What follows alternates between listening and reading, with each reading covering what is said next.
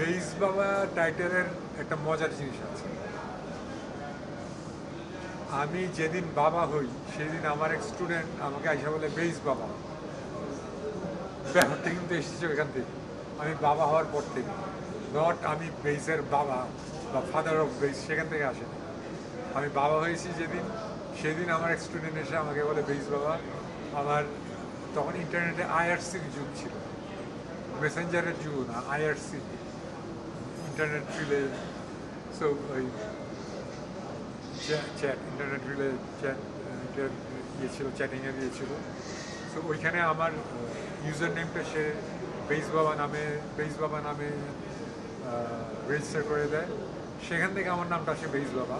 সবাই ওটাকে ইন্টারপ্রেট করে যে ফাদার অফ বেইস, এইভাবে ইন্টারপ্রেট করে। তারপর থেকে আমাকে বেইস বাবা নামে ডাকা শুরু করে। আমার বয়স ছিল কম, আমাকে বেইস বাবা ডাকতে আমার ভালো লাগতো। আরে বেইস বাবা ডাকছে, বাহ, এটা অনেক মজার ব্যাপার।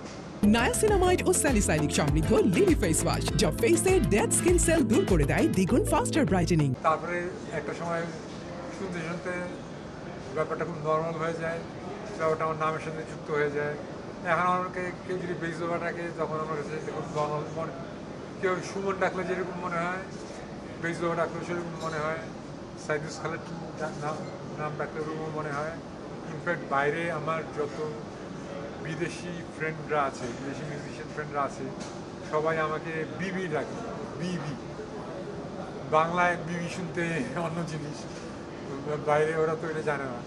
বাইরে সবাই আমাকে বেইস বাবা সংক্ষেপে বিবি ডাকে। সো আমি এখন খুবই অভ্যস্ত হয়ে গেছি যে আচ্ছা ঠিক আছে বেইস বাবা। এখন মনে হয় যে এটাই আমার ডাক নামের একটা অংশ, এভাবেই নিচ্ছি বেইস বাবা।